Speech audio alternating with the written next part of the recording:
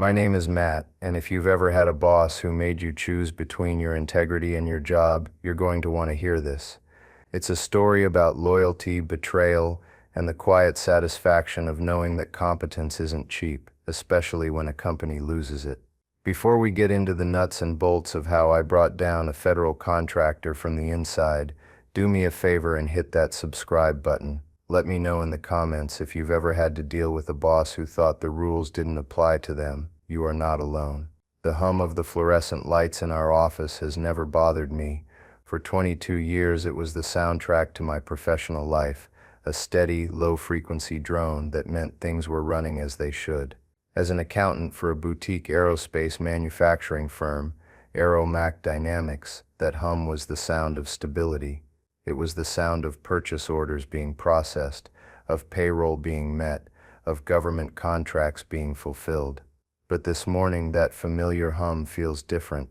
It feels like the thrumming of a high-voltage wire right before it snaps. Two people, a man and a woman, both wearing the kind of off-the-rack gray suits that scream federal auditor, just walked through the main door. They didn't look at the receptionist. They looked past her, their eyes scanning the office with a predatory stillness. The woman held a leather-bound portfolio, and the man had a briefcase handcuffed to his wrist. That's not an exaggeration, a literal chain connecting him to his work. You don't bring that kind of hardware for a routine tax audit. You bring it when you're building a cage for someone. Their eyes landed on my boss, Conrad Bishop, as he emerged from his glass-walled office, a fake buttery smile already plastered on his face. Conrad is the kind of guy who bought the company from its retiring founder and immediately replaced the solid oak desk with a slab of chrome and glass. He wears suits that cost more than my first car and talks about synergy and disruptive innovation, but I doubt he could tell the difference between a lathe and a bandsaw if his life depended on it, which in a way it now does. He extended a hand, his voice booming with forced bonhomie. "Good morning, folks. Conrad Bishop, CEO. Welcome to Mac. What can I do for you?" The woman who looked to be the lead didn't take his hand. She opened her portfolio and slid a single sheet of paper across the receptionist's desk. "We're from the Department of Defense Inspector General's office," she said, her voice flat and devoid of any emotion.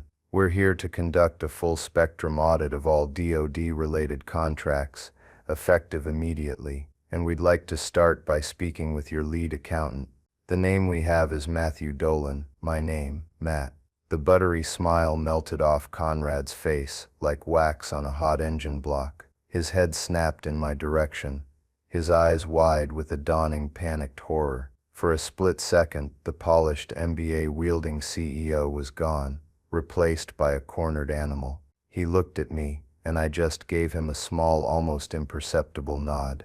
The kind of nod you give someone when they finally understand a complex equation you've been explaining for an hour. You see, for the last 6 months, I've been living a double life. By day, I was Matt Dolan, the quiet, compliant accountant, the guy who's been here forever, the guy you can count on to cook the books just right. Under Conrad's direct order, I was falsifying our inventory logs, billing the United States Department of Defense for military spec, premium-grade titanium that was supposed to be used in the landing gear assemblies for transport planes. But by night, I was a different man. I was the man who knew that our factory was actually using a cheaper substandard grade of Chinese steel that barely met commercial safety ratings, let alone the rigorous standards required for military hardware. I was the man who secretly duplicated every single fraudulent invoice Conrad had me create. I was the man who, through a little bit of creative logistics I set up myself, had the real supplier manifests, the ones showing metric tons of cheap steel, not titanium, delivered directly to my home address. For 6 long months, I built my case, invoice by fraudulent invoice, manifest by damning manifest. I bundled it all up, a thick, heavy package that felt like the weight of my own soul being put in an envelope, and sent it registered mail directly to the Inspector General's office. I didn't use a lawyer. I didn't use a whistleblower hotline. I signed my name to the cover letter. I put my career, my reputation, and my freedom on the line because Conrad made a critical error in judgment. He mistook my compliance for complicity. He assumed that a quiet man is a weak man. He's about to find out that standard practice, as he called it, is just another term for a federal crime. And as the auditors walked toward my desk, with my name at the very top of their witness list, I know that the steady hum of this office is about to be replaced by the sound of a falling empire, and I'm the one who lit the fuse. The moment the world shifted on its axis happened on a Tuesday. It's funny how you remember insignificant details like that. It was a gray, drizzly afternoon, the kind where the sky looks like a stained concrete ceiling. I was in my cubicle, the same one I'd occupied for 17 years before Conrad's open-plan office revolution moved me to a sterile white desk near the window. I was reconciling the quarterly payables, the familiar rhythm of numbers a comfort, a language I understood. Conrad appeared at my desk without a sound. He had a way of moving, a predator's glide that was at odds with his loud, backslapping persona. He didn't speak, just dropped a folder on my keyboard. It was thin, just a few pages. The top sheet was a new purchase order for raw materials, a massive order from a supplier in Shanghai I'd never heard of. The second was an invoice template, pre-filled, for our biggest client, the DoD. He leaned in close, his cologne, a sharp, citrusy scent that always smelled like a desperate attempt to cover something up, washing over me. "Matt," he said, his voice, a low conspiracy, "we're making a small adjustment to our supply chain, streamlining. From now on, purchase orders from this new vendor," he tapped the Chinese company's name, "get logged in the inventory system, as coming from our usual supplier, Titanium Alloys Inc." I stared at him, my mind trying to connect the dots. Titanium Alloys Inc. was our premium domestic supplier. Their product was certified, tested, and insanely expensive. They were the reason we got the DoD contracts in the first place. I flipped to the second page, the invoice for the DoD. It listed premium-grade titanium at the full, eye-watering government rate. I looked back at the first page, at the new supplier. The price per ton was a fraction of what we paid for real titanium. I'm an accountant, not a metallurgist, but I know that you don't get military-grade titanium for the price of scrap metal. My blood ran cold. "Conrad," I said, keeping my voice level, "this isn't right. The DoD contract specifies American-sourced, grade 5 titanium. This supplier, this price, this is for steel, isn't it?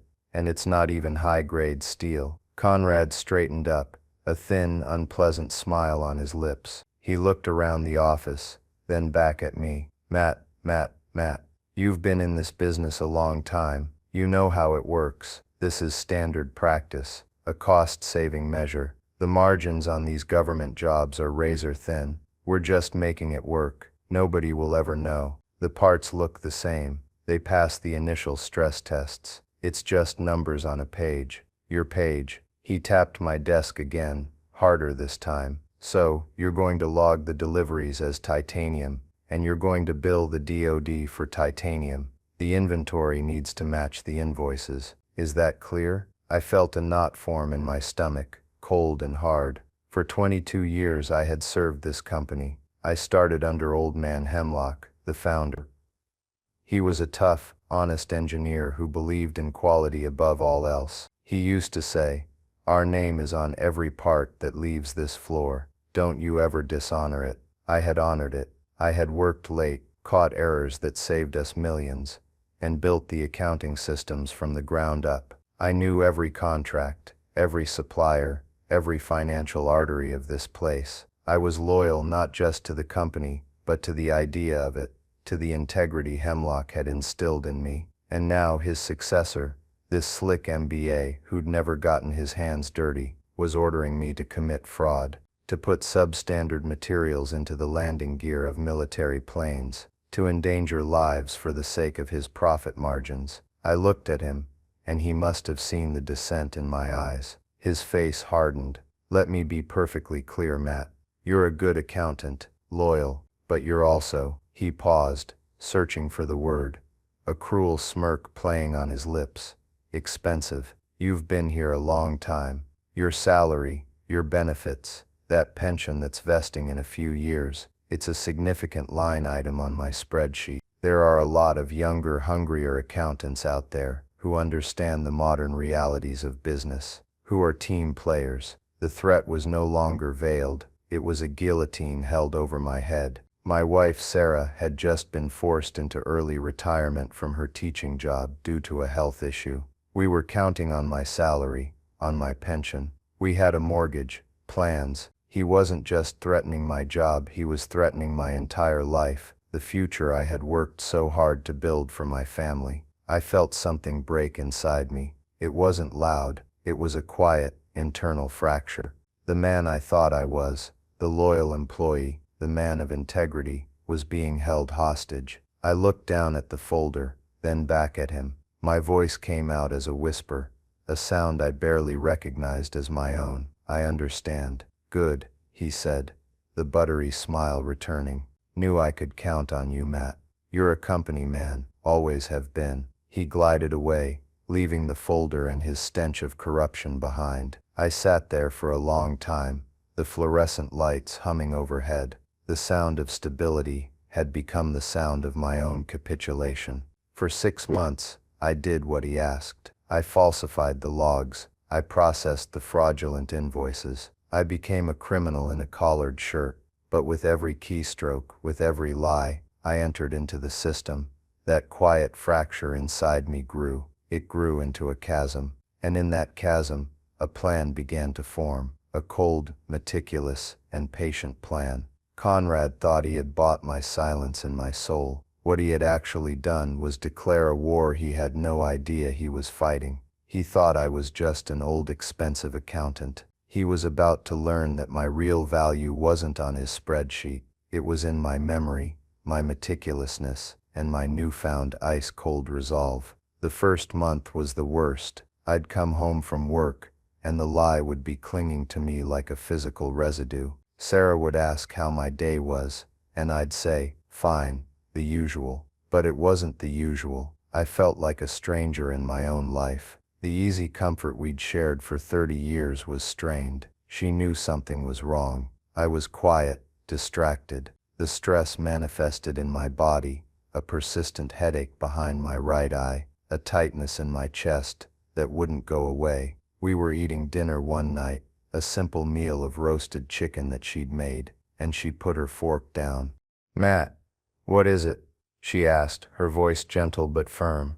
"Don't tell me it's nothing. I've known you since you were 20. I know the look you get when you're trying to solve a problem you think is impossible. You have that look now." All the time, I wanted to tell her. God, I wanted to unload the whole sordid mess onto the dinner table, to tell her that my boss was a crook and he'd made me his accomplice, that the stability I'd promised her, the foundation of our life, was built on a lie I was now actively maintaining. But I couldn't. The fear was a gag in my throat, fear of Conrad firing me, of us losing everything, fear of the legal trouble I was already in, and a deeper, more shameful fear that she would look at me and see a coward. So I lied to her too. "It's just pressure at work, honey. Conrad's really cracking down on costs. A lot of new initiatives. I'm just tired." She didn't believe me, but she let it go. That was almost worse. Her letting it go felt like a concession, an acknowledgement that there was a wall between us now that hadn't been there before. The silence that followed was heavier than any argument we'd ever had. That night, I lay awake long after she'd fallen into a restless sleep, staring at the ceiling, the numbers running through my head. Not the numbers from the balance sheets, but the weight of the steel, the flight hours of the planes, the potential number of lives resting on landing gear made from cheap counterfeit metal. This was the fallout. This was the private breakdown. It wasn't a single dramatic event. It was a slow erosion of my self-respect, a daily death by 1,000 cuts. Every morning I'd look at myself in the mirror while shaving and I wouldn't recognize the man looking back. His eyes were haunted. He looked compromised. My mind kept flashing back to Old Man Hemlock. I remembered my first week at the company, fresh out of college with a degree in accounting and a head full of theories. The factory was a cacophony of noise and energy. Hemlock, a big man with hands like worn leather gloves, took me on a tour of the floor. He didn't talk about profit and loss. He talked about tolerances and tensile strength. He grabbed a finished part, a complex piece of machined metal, and held it up to the light. "See this, son," he'd said, his voice a gravelly rumble over the din of the machinery. "This is our signature. This is our promise. A pilot is trusting his life to this piece of metal. His crew is trusting him. The soldiers he's carrying are trusting all of them. We don't just make parts here. We make promises. You in your office with your ledgers, you're part of that promise. Never forget that. Your numbers have to be as solid as this steel." For 2 decades I had kept that promise. I remembered the time a supplier tried to slip a batch of slightly off-spec aluminum past us. The paperwork looked fine, but I noticed a discrepancy in the shipping weights, a tiny fraction of a percentage off, but it was there. I flagged it. It caused a huge delay and cost us money in the short term. My manager at the time was furious. But Hemlock called me into his office, sat me down, and poured me a small glass of whiskey from a dusty bottle he kept in his desk. He raised his glass. "To the man who reads the fine print. You saved us more than money today, Matt. You saved our name." Now under Conrad, that name was being systematically dishonored every single day, with my unwilling participation. He mistook my quiet competence for a lack of ambition. Years ago, when the chief financial officer position opened up, I applied. I had more experience, more institutional knowledge than anyone. Conrad gave the job to a kid fresh out of Wharton, a slick talker who peppered his sentences with terms like value add and synergistic leverage. He told me I lacked the dynamic, forward-facing profile they were looking for. What he meant was, I was too old and I wouldn't play his games. I swallowed my pride and kept doing my job, covering for the new CFO's frequent and expensive mistakes, because I was a company man, a loyal man. This history of being overlooked, of being the reliable but uncelebrated pillar holding everything up, it all swirled in my mind during those sleepless nights. The resentment I had buried for years began to surface, sharpening itself on the whetstone of Conrad's crime. My compliance was a survival tactic, but it was corroding my soul. The catalyst came about 2 months into the fraud. It wasn't a grand revelation, but a small human moment. I was at the grocery store on a Saturday morning, picking up milk and bread. My phone buzzed. It was a text from a number I didn't recognize. "Mr. Dolan, this is Dave Hollenbeck. I'm a QC inspector here at the plant. Sorry to bother you on a weekend. Can I ask you a weird question?" Dave was a young guy, maybe late 20s. An engineer, sharp as a tack.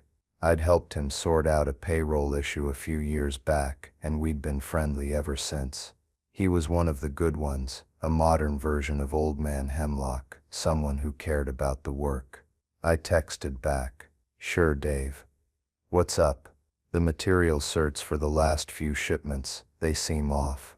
The paperwork you guys in accounting have in the system says it's all Ty-Alloys Inc. But the raw billets on the floor, they don't feel right. The weight is off, just slightly, and the surface finish, it's different. I ran an unofficial XRF scan on a piece of scrap, and the signature is all wrong for grade 5 titanium. It's reading as a chrome moly steel alloy." My heart hammered against my ribs. I stood there in the dairy aisle, the cold air from the freezers washing over me, feeling a bead of sweat trickle down my temple. He knew. Or he suspected. My mind raced. If I confirmed his suspicions, I was implicating myself. If I denied it, I was pushing a good man toward a brick wall, maybe even getting him fired for asking too many questions. And another thing, his next text came through before I could reply. The receiving bay logs from the security gate show trucks from a different freight company than the one Ty-Alloys uses, but the internal manifests are all standard. It's like the paper trail is perfect, but the physical reality is, I don't know, it's just wrong. Am I crazy? He wasn't crazy. He was competent. He was doing his job with the same integrity Hemlock had demanded of me, and I was the one creating the perfect paper trail he was seeing. I was the ghost in his machine. In that moment, standing between the milk and the yogurt, the chasm inside me didn't just crack, it shattered. My quiet resignation transformed into something else. It became cold, hard, and sharp. It became resolve. Conrad had not only forced me to betray my own principles, he had forced me to betray the good, honest people still working at the company, people like Dave. My loyalty wasn't to a brand name or a CEO. It was to the promise Hemlock had made me understand. I took a deep breath, my fingers trembling slightly as I typed out a reply. Dave, be very careful. Don't run any more unofficial scans. Don't talk to anyone else about this. Document everything you see, but do it privately. Off the clock. Use your phone, take pictures, write notes. Keep it at home. Trust me. I hit send. It was a risk, a massive risk. I was communicating with a potential witness, creating a digital trail, but it was also the first honest thing I had done in months. It was the first brick I laid in the foundation of Conrad's downfall. That night, I went home, and I finally told Sarah everything. I laid out the entire ugly story. Conrad's order, the fear, the lies, the exchange with Dave. I expected anger, disappointment, maybe even fear. Instead, she just listened, her expression unreadable. When I was finished, the silence in the room was absolute. I couldn't look at her. I just stared at my hands, feeling like a defendant awaiting his sentence. She reached across the table and put her hand over mine. Her touch was warm, firm. "So what are you going to do about it, Matt?" she asked. Her voice, quiet but strong as steel. The question wasn't an accusation. It was a challenge. It was permission. It was the vote of confidence I didn't know I desperately needed. "I'm going to burn him to the ground," I said, and the words didn't feel like a boast. They felt like a promise I was finally making to myself. The fallout was over. The secret plan was just beginning. My revenge wouldn't be a fiery emotional outburst. That wasn't my nature. I'm an accountant. My world is one of ledgers, data, and irrefutable proof. Conrad would be undone not by a storm, but by 1,000 precise, deliberate cuts. My plan had to be as meticulous and undeniable as a final audit. It was built on 3 pillars: foresight, allies, and the hidden leverage of my own obscurity. The first pillar was foresight, and it began with a simple, deliberate glitch in our logistics software. A few years back, I had overseen the integration of a new automated shipping and receiving system. I knew its architecture better than the IT guys who installed it. I spent a weekend in my home office, logged into the system remotely, a privilege Conrad had forgotten I still had, and introduced a single elegant line of code into a subroutine that handled manifest distribution. It was a beautiful little piece of logic. On the surface it did nothing, but under a specific set of conditions, a new unverified supplier ID, a mismatch between the purchase order and the freight carrier's standard code, and a manual override at the receiving dock, the system would perform its normal functions, sending the official manifest to the inventory department. But it would also, silently, generate a duplicate manifest record and email it as a redundancy backup for audit purposes to a secure encrypted email address I had created a decade ago for personal financial management. An email address nobody at the company knew existed. To the outside world, it would look like a minor intermittent system bug, the kind that gets logged and ignored for months. To me, it was my secret pipeline. The next challenge was getting the physical supplier manifests, the actual bills of lading that came with the trucks. Conrad, in his arrogance, had made a mistake. He'd told the receiving dock foreman, a gruff old-timer named Gus, who had been with the company even longer than me, to simply sign for the deliveries and send the paperwork straight to accounting. To me, he'd framed it as streamlining the process to keep the dock clear. What he'd actually done was create a single point of failure. Gus didn't like Conrad. He saw him as a suit who didn't respect the men on the floor. But Gus was a professional. He followed orders. So every time a truck from the new Chinese supplier arrived, he'd sign the manifest, stick it in an inter-office envelope, and put it in my inbox. The first step of my ritual was to take that manifest to the high-volume scanner in the copy room after most people had left for the day. I'd make a high-resolution digital copy, which I would then upload to a secure cloud drive, accessible only from my home computer. The second step was dealing with the physical copy. I couldn't just throw it away. That would create a gap in the records. So I took one of the fraudulent titanium alloys ink manifest templates I had been forced to create and printed a new forged copy. The paper stock was identical. I'd ordered a case of it myself through the general office supply account. I even had a stamp made with the titanium alloys ink logo.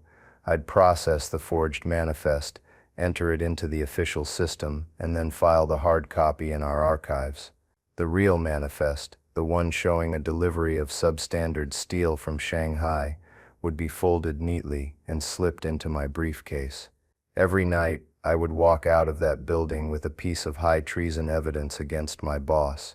At home, my office became a secret command center. I had a fireproof safe hidden in the back of a closet. Inside it, I started my collection. Every fraudulent invoice I created for the DoD, I printed a duplicate. Every real manifest that came from the docks, I added to the pile. I cross-referenced them, matching the date of the steel delivery to the date of the fraudulent titanium invoice. I created a spreadsheet, a master document that was my Rosetta Stone of the entire conspiracy. It had dates, invoice numbers, purchase order numbers, shipping container IDs, and the calculated difference in cost, the exact amount Conrad was stealing from the U.S. government with each shipment. It was a monument to methodical fury, growing thicker and more damning with each passing week. A spreadsheet isn't a substitute for a soul, but it can be a perfect map of a soulless man's crimes. The second pillar of my plan was my ally network, which at the beginning consisted of one person, Dave Hollenbeck, the QC inspector. After our initial text exchange, I knew I had to be careful. I couldn't bring him fully into my confidence. That would make him a co-conspirator and put him at risk. Instead, I decided to nurture his professional curiosity and use him as my eyes and ears on the factory floor. I accidentally ran into him in the break room a few days later.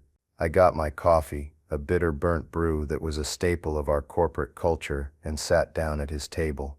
"Hey Dave," I said, keeping my tone casual. "That was a weird question the other day. Everything okay down on the floor?" He glanced around, his shoulders tense. "I don't know, Matt. It's just weird. Management is pushing for faster turnaround on the DoD assembly line, but the materials just don't machine the same way. The guys are complaining about tool wear-off being way higher than normal. It's what you'd expect if you were milling hardened steel instead of titanium. But every piece of paper says it's titanium." I took a slow sip of my coffee. "That is strange. You know, Conrad is all about these new efficiency metrics. Maybe the blend from Thai alloys has changed slightly. Have you tried logging it in the official quality concern system?" He snorted. "Yeah, right.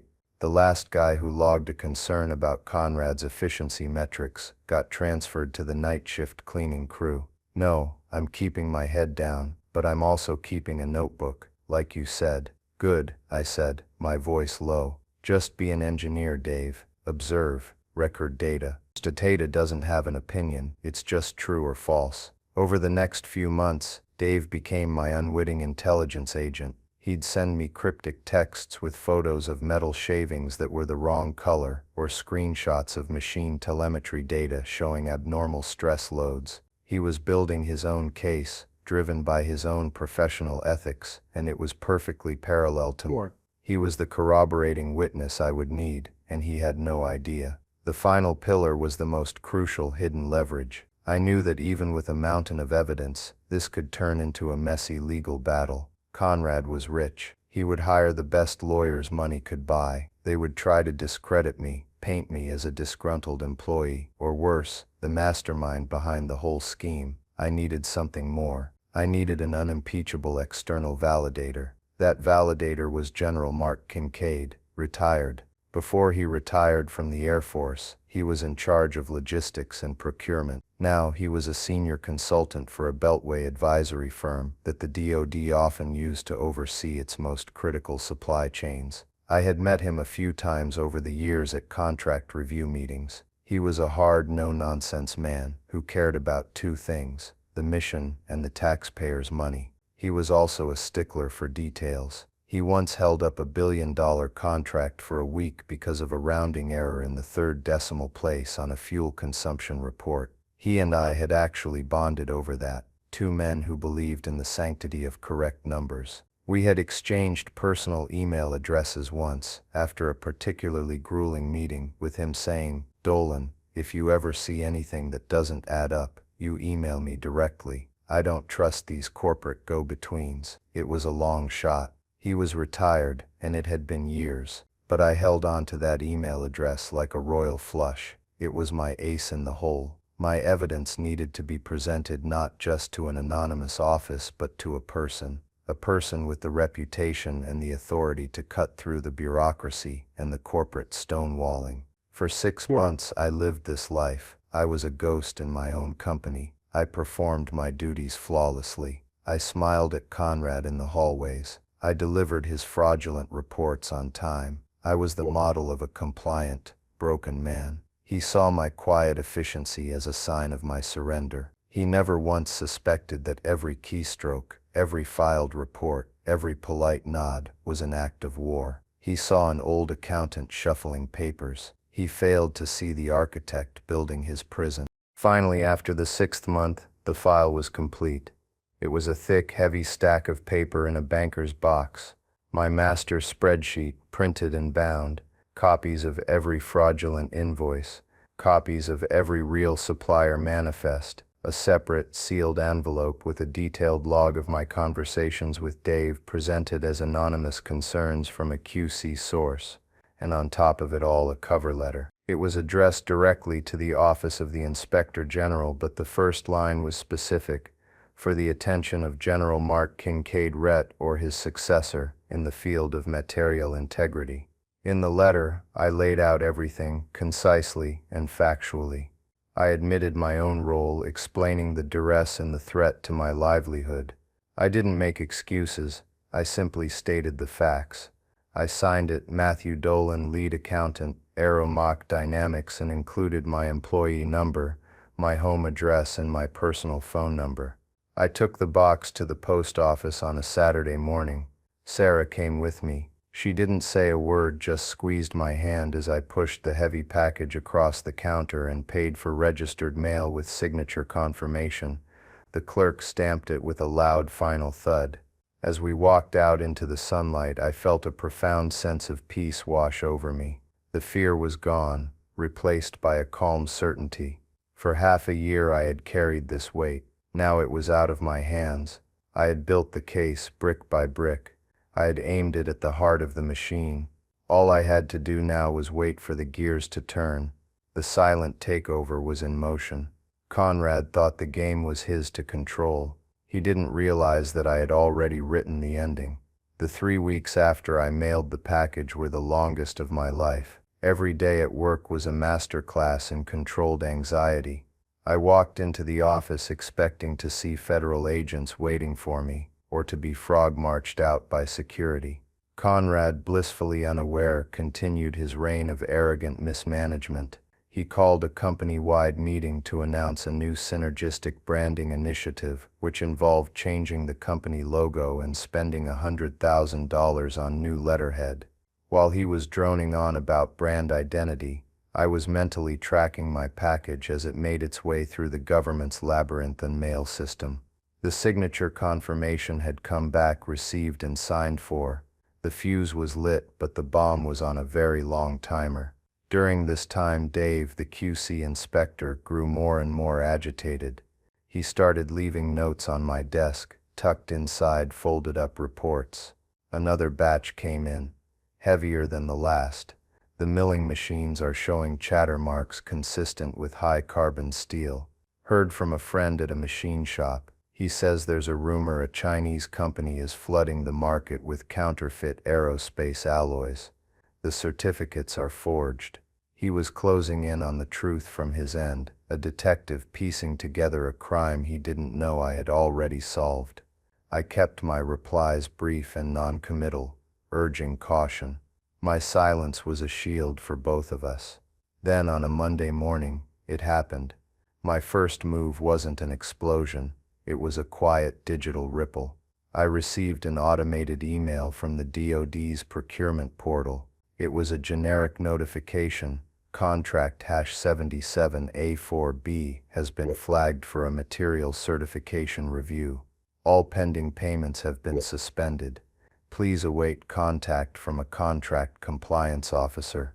Contract #77A4B was our main landing gear assembly contract. It was the financial backbone of the company. Suspending payments was the equivalent of putting a tourniquet on our main artery. I knew this was the first sign. The IG's office was moving. They weren't coming in hot, they were quietly turning off the money. I walked the printout of the notification into Conrad's office.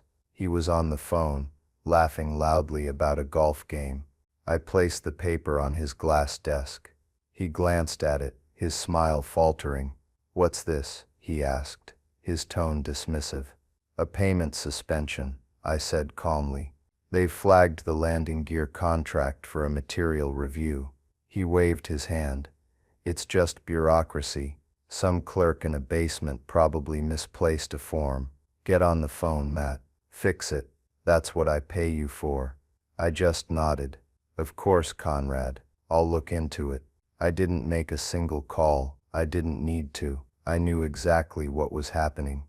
This was the first turn of the screw. The next 2 days were a symphony of escalating panic, and I had a front row seat. The first sign of real trouble was when our CFO, the forward-facing Wharton grad, came storming out of his office. He was pale. "Matt, what the hell is going on? 3 of our biggest suppliers just called. The checks we sent them bounced. Bounced. We should have millions in that account from the last DoD payment." I feigned surprise. "That can't be right. Let me check the receivables." I pretended to type at my keyboard for a few minutes before looking up with a concerned expression. "You're right. The DoD payment hasn't been deposited. It's on hold." Conrad burst out of his office, his mobile phone pressed to his ear. He was no longer smiling. His face was a thundercloud. "What do you mean you can't get through? You're my goddamn lawyer. Call someone else." He barked into the phone. He saw me and the CFO huddled together. "What is it now?" "Our checks are bouncing, Conrad," the CFO said, his voice trembling slightly. "The DoD payment freeze. It's killed our cash flow." Conrad's eyes darted toward me. "I told you to fix that." "I tried," I lied smoothly. "Their procurement office is on lockdown. They said a compliance officer would be in touch, but they wouldn't give a timeline. They won't even transfer me to a supervisor." This was when the true panic began to set in. Conrad was a bully and a fraud, but his power was built on a foundation of money and access. Suddenly, both were gone. His calls to his contacts in Washington went unanswered. His lawyers were hitting bureaucratic brick walls. He was sealed off, isolated. He spent the next 48 hours pacing his office like a caged tiger, shouting into his phone, his expensive suit looking rumpled and his hair disheveled. The atmosphere in the office went from tense to funereal. Everyone could feel it. The ship was taking on water, fast. The insider updates from Dave became more frequent. He texted me from the factory floor. "Weird vibe down here. A couple of guys in suits were spotted near the raw materials storage this morning. They took samples. Gus from receiving was with them. That was it. They were on site, but quietly. They were gathering their own physical evidence before making their official move. They were building the cage before showing it to the animal. And then, this morning, the gray suits, the briefcase chained to a wrist, the public announcement in the middle of the office. The look on Conrad's face when they said my name. It was the beautiful, terrible culmination of 6 months of silent, patient work. As the two auditors approached my desk, a hush fell over the entire office. Every phone call stopped. Every conversation died. Every eye was on me. I stood up, my heart beating a slow, steady rhythm. The fear was long gone, replaced by a profound, chilling calm. "Mr. Dolan?" the woman asked. "I'm Senior Investigator Gene Evans. This is my colleague, Mike Chen. We have a few questions for you. Would you prefer to speak here or in a private conference room?"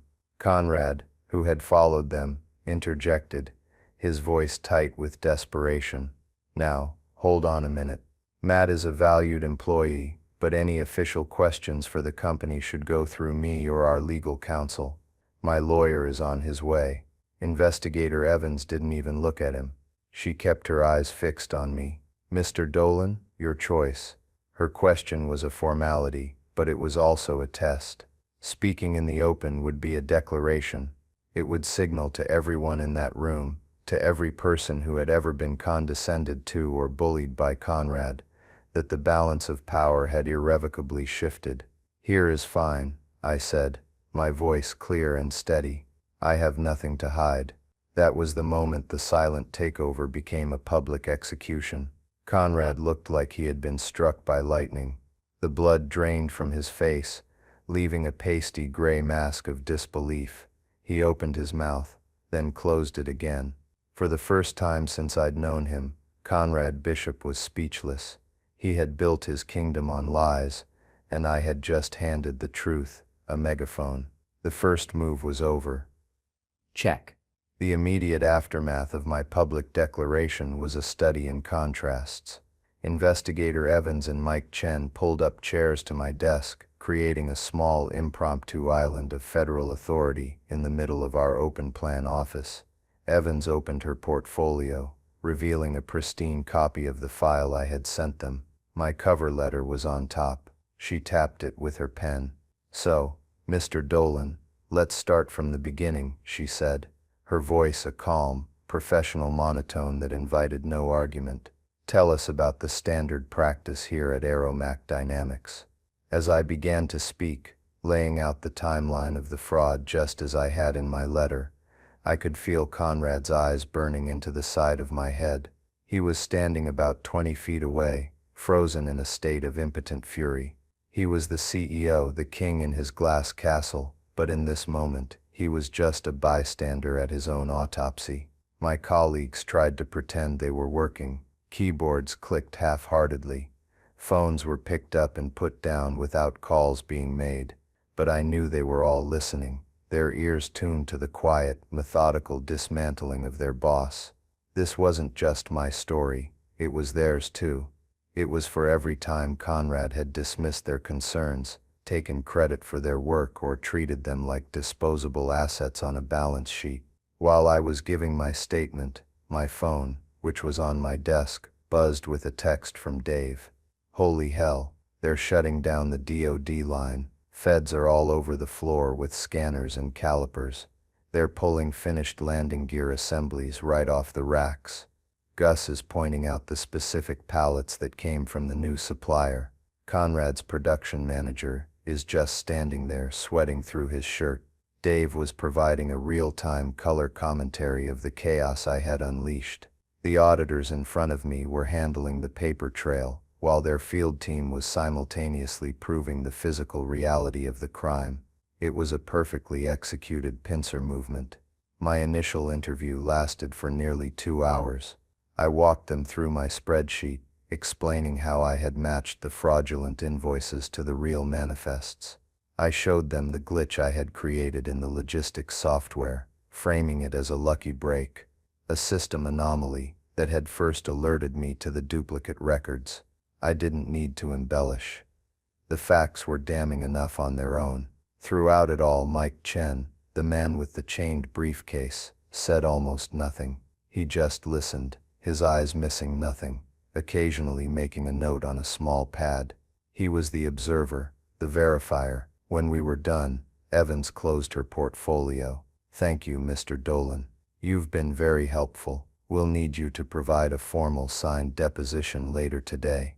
For now, please don't leave the premises, and don't discuss this conversation with anyone." She said that last part while looking directly over my shoulder at Conrad. As they stood up and walked toward a now empty conference room, the spell broke. A wave of murmurs washed across the office. Conrad, jolted back to life, strode over to my desk. His face was mottled with rage. "What did you do?" he hissed, his voice a venomous whisper. "What the hell did you tell them? You'll be hearing from my lawyer. Slander, corporate espionage. You have no idea the trouble you're in, you old fool." I looked up at him, feeling a strange sense of detachment. The man who had held my entire future in his hands just a day ago now seemed small, pathetic. His threats were the meaningless growls of a defanged wolf. "I told them the truth, Conrad," I said simply. "It's what accountants are supposed to do." His jaw worked silently. He was a man drowning, and I had just refused to throw him a life raft. He turned and stormed into his office, slamming the glass door so hard I was surprised it didn't shatter. The power shift had begun, and its first major tremor was the talent exodus. It started not with a wave of resignations, but with a single quiet act of defiance. Dave Hollenbeck walked into the office area, his face grim but resolute. He wasn't wearing his usual work boots and safety vest. He was wearing a jacket and carrying a cardboard box with his personal effects, a coffee mug, a picture of his wife and kid, a few engineering textbooks. He walked past the auditor's conference room, past Conrad's office, and came directly to my desk. He put the box down. "I just gave my 2 weeks' notice," he said, his voice loud enough for the people nearby to hear. "I told them I can't, in good conscience, work for a company that compromises on quality. My signature is on those inspection reports, Matt, the ones based on the fraudulent paperwork. I won't have my name attached to this." He was doing exactly what I had hoped he would, but for his own reasons, his own integrity. He was publicly severing himself from the rot. Then he leaned in closer. "And just so you know, I've already accepted a position elsewhere. So has half of the senior CNC machining team and 2 of the best welders. We've been talking about it for months. Conrad's cost cutting has been running the floor into the ground. This was just the last straw. Competence isn't cheap, and he's about to find out what it cost to lose it all at once." He was telling me that the foundation of the company, the actual skilled labor that made the parts, was already walking out the door. The rot that Conrad had introduced at the top had spread throughout the entire structure, and the whole thing was collapsing in on itself. This was the beginning of the end for Aeromach Dynamics as we knew it. Conrad's desperate counter-manipulation began that afternoon. His lawyer, a sharp-looking man with a predatory smile, finally arrived. They huddled in Conrad's office for an hour. When they emerged, Conrad looked smug, as if he'd found a winning move. He called a snap all-hands meeting in the break room. The auditors remained in their conference room, a silent, ominous presence. Conrad stood before us, trying to project an aura of control. "Team," he began, his voice slick with false sincerity. "There's been a misunderstanding with a government contract, a paperwork issue. It's being handled. Unfortunately, in this time of transition, we've discovered that some employees have not been acting in the company's best interest. There are allegations of data theft and sabotage, orchestrated by disgruntled individuals looking to harm the company as they are pushed out due to performance issues." He was trying to preemptively discredit me, to paint me as the villain. He was building a narrative for a wrongful termination lawsuit he thought he could use to silence me. It was a classic, desperate maneuver. He continued, "We are launching our own internal investigation until it's complete. Some personnel may be placed on administrative leave. We appreciate your cooperation as we navigate this challenge and reaffirm our commitment to integrity." It was so brazen, so transparently false, that it was almost comical. He was standing there, with federal investigators just yards away, accusing me of the very things he was guilty of. But his little speech had the opposite effect he intended. As he spoke, I could see the looks on my colleagues' faces. Not fear, but disgust. They had seen the auditors, they had heard my name, they had seen Dave walk out with his box. They knew who the liar in the room was. A spreadsheet isn't a substitute for a soul, and a corporate memo isn't a substitute for the truth. An hour later, I was called into the conference room with Evans and Chen again. This time, Conrad's lawyer was present. "Mr. Dolan," Evans said, ignoring the lawyer completely, "we've reviewed the preliminary findings from our on-site inspection team. The material composition of the landing gear assemblies is, as you suggested, inconsistent with the contractual requirements. It is in fact a chrome moly steel alloy, not grade 5 titanium." Conrad's lawyer spoke up. "My client was unaware of any material substitution. He relied on the certifications provided by his accounting and quality control staff. If there was a fraud, it was perpetrated by employees lower down the chain, perhaps this disgruntled accountant here, to cover up their own mistakes." It was a pathetic, predictable defense. But I had planned for it. I looked at Investigator Evans. "That's an interesting theory, but it doesn't explain the financials. The price difference between the steel he was buying and the titanium he was billing for amounts to about $4.2 million over the last 6 months. That money didn't vanish. It went directly into the company's main operating account, which was then used to pay for, among other things, a $50,000 dividend payment to the sole shareholder, Mr. Bishop, and a $200,000 bonus for the CEO, also Mr. Bishop. I assume you'll be subpoenaing his personal bank records." I took the liberty of highlighting the relevant transactions on the company's general ledger in my submission. A dead silence fell over the room. Conrad's lawyer stared at me, his predatory smile gone. Conrad himself, who was standing by the door, looked like he was going to be physically ill. I had not just pointed them to the crime, I had drawn them a map to the money. His desperate counter-move had been checkmated before he even put it on the board. He had tried to manipulate the narrative, but you can't manipulate a balance sheet. The numbers don't lie. The final confrontation wasn't what I expected. There was no dramatic showdown in a boardroom, no shouting match across a desk. It happened 2 days later with a phone call. I was at home, having been placed on paid administrative leave, a transparent attempt by Conrad to get me out of the building. The IG's office had told me it was a formality and that I was to continue cooperating with them. I was sitting in my home office, the same room where I had built my case, when my personal cell phone rang. It was Conrad. His voice was unrecognizable. The booming arrogance was gone, replaced by a thin, reedy desperation. Matt, it's Conrad. Listen, we can fix this."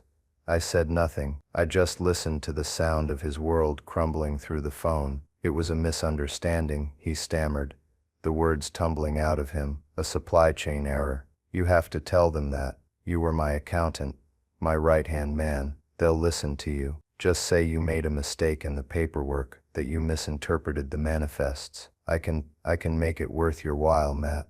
Your pension, I can have it paid out in a lump sum.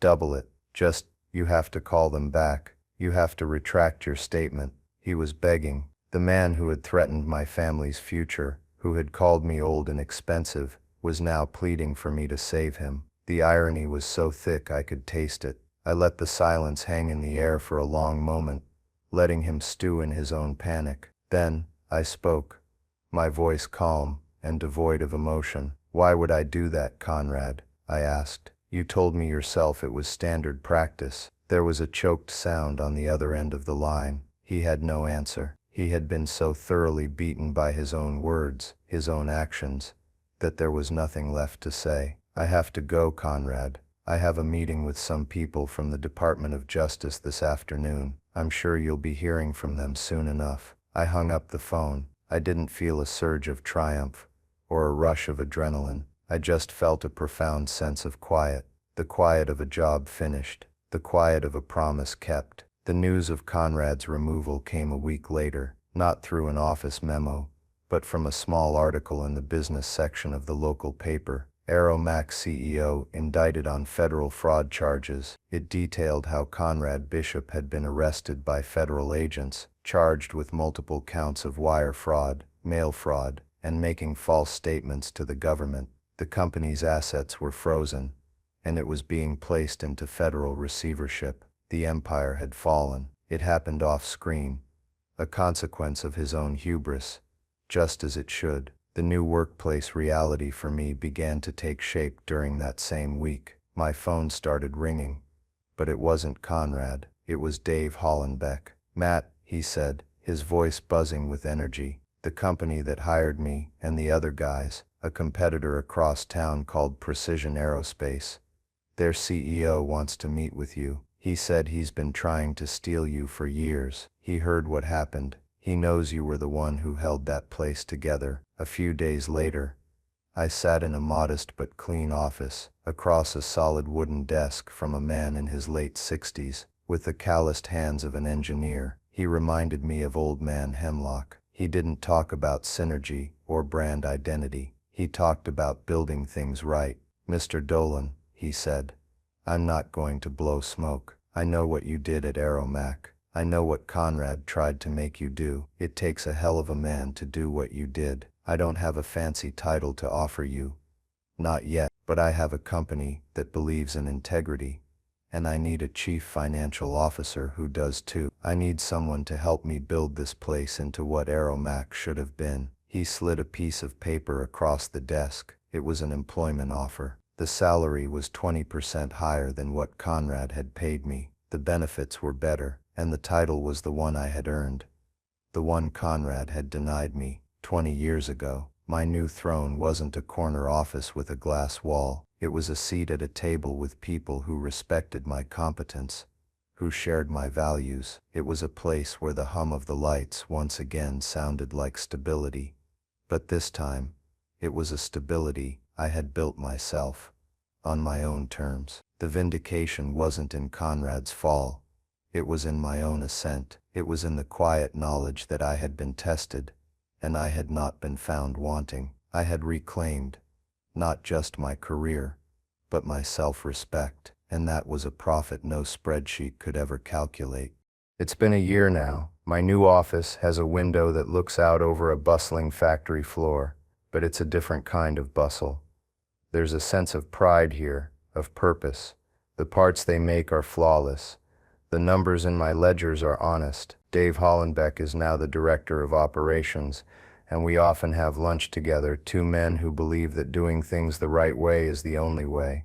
The other day we landed a major contract, one that Aeromac, in its current bankrupt state, had been forced to forfeit. It was for the very same landing gear assemblies, a symbolic reclamation. We're building them with premium, American-made titanium. The circle is now complete. My wife Sarah and I took a long overdue vacation. For the first time in years, I left my work phone at home. I didn't think about spreadsheets or invoices. I just felt the sun on my face.